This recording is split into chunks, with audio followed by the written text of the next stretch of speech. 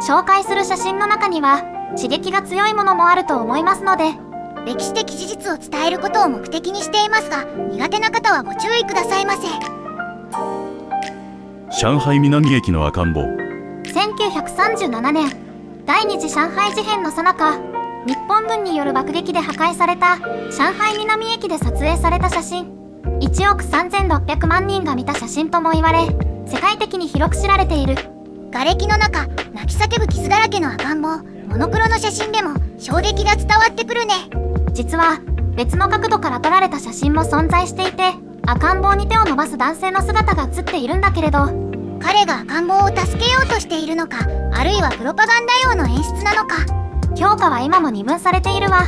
確かに構図があまりに整いすぎているようにも見えるけど、真相は明らかになっていないけれど、この写真は日本国内では博物館などでたびたび撤去の対象となっているわ。当時の日本政府はこの写真を撮影したカメラマンであるバンシャウキンの首に数億円の報酬金をかけた。それだけに現代でも慎重なのかもね。ワルシャワゲットーの少年。1943年、ナチスドイツ占領下のポーランド、ワルシャワゲットー放棄の最中に撮影された1枚の写真が世界中を震撼させた。両手を上げて幸福の姿勢をとる新聞帽をかぶった小さな男の子。その後ろには銃を構えた SS 隊員。この写真はナチスのプロパガンダの一環で、彼らはこれを浄化の証拠として上層部に提出する報告書に載せていたの。この少年が誰でどんな運命をたどったのか、未だに特定されていないんだよね。何人もの人物が自分だ、息子だと名乗り出たけれど、いずれの証言も矛盾や疑問を抱えたまま、写真の中で身元が判明しているのは銃を構えるヨーゼフ・ブロシェ。彼は裁判の際に写真に描かれた出来事のことを聞かれ、私たちは毎日このような光景を目にしていました。考えることすらできませんでした。そう答えたわ。アフガニスタンの少女。1984年、ソ連の侵攻を逃れてたどり着いたパキスタンの難民キャンプで撮影された写真。緑の瞳でじっと見つめる少女。彼女の名はシャルバット・グラ。この瞳、一度見たら忘れられないよね。モナリザに例える人もいるくらいだからね。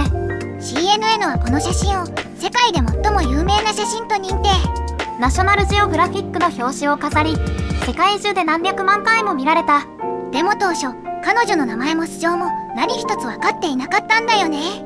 アフガンの少女として顔だけが知られていったのよ。正体が明かされたのは17年後の2002年。その間ずっと戦争と貧困の中、難民として生きていた。2002年のインタビューでは、多くの人や難民の助けになっていると知って嬉しかったと語っている。でもその後、心境は変わっていく。2021年、タリバン復権を受けて再び亡命を余儀なくされた。あの写真は多くの問題を生んだ。撮られなければよかったと2022年には語っている。時が経ってもその瞳の重みは変わらない。シャルバット・グラの顔は今もなお難民という言葉の象徴として語り継がれている。地球の出。1968年、アポロ8号の宇宙飛行士が撮影した写真。人類が初めて宇宙から地球全体を見た瞬間だね。撮影したのはウィリアム・アンダース。月の裏側を周回中、偶然地球が昇ってくるのを目撃した。月の灰色の地平線の上に青く輝く地球がぽっかりと浮かんでいる。それまで上を見上げる存在だった地球がこの時初めて外から見つめる対象になったわけだね。 NASA がこの写真を発表すると世界中で大きな反響を呼んだ。この1枚がきっかけで環境保護運動アースデーが始まったとか。雑誌ライフはこの写真を史上最も影響力のある環境写真と評し、2003年には NASA 自身が宇宙時代を象徴する写真として選出している。ちなみにこの地球の出は月面から毎日見られるわけじゃない。地球の自転と月の公転の関係上、あの光景が見えるのは月を周回する宇宙船の中だけ。つまりあの瞬間を目撃できたのはアポロ8号の乗組員だけだったというわけか。我々は地球人なのだという感覚をビジュアルだけで伝える写真として今も世界中で語り継がれている。月面着陸。1969年、アポロ11号。人類が初めて月に降り立ったその瞬間を捉えた一枚。これは人間にとっては小さな一歩だが人類にとっては偉大な跳躍だってやつか。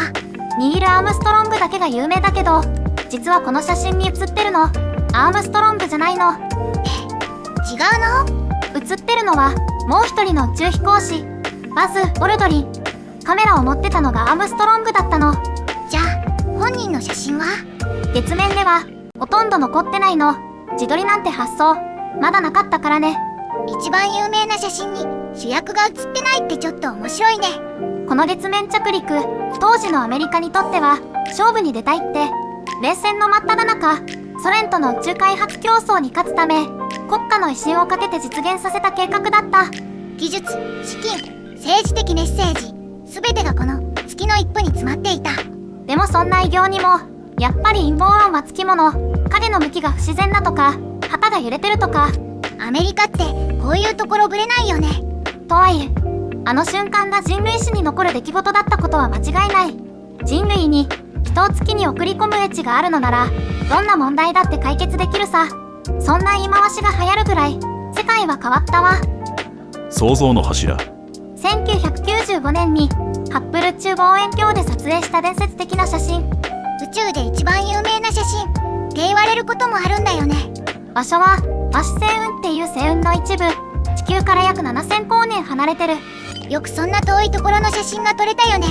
柱みたいに見えるの、あれは全部ガストチリで、その中で星が生まれてるんだよ。ただの3本の柱じゃないんだね。この柱見た目は小さいけど1本が高さ5光年くらいあるからね。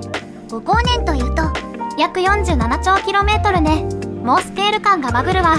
でこれがなぜ伝説の写真って言われるかというと、この1枚で宇宙望遠鏡が科学の道具から人類の目になったからかな。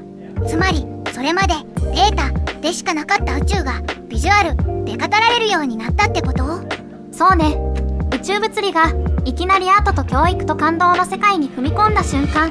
もはや SF 映画を超えてるよね。リアルが一番すごい。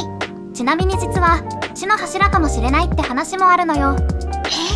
2007年の研究で近くの超新星爆発によってもう吹き飛ばされてる可能性があるって発表されたの。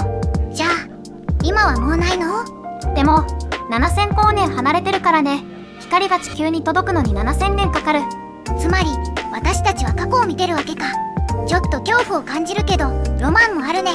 これが宇宙を感情で見る時代の始まりだったのよ。ご視聴ありがとうございます。高評価、チャンネル登録いただければ励みになります。それではまたどこかでお会いできるといいですね。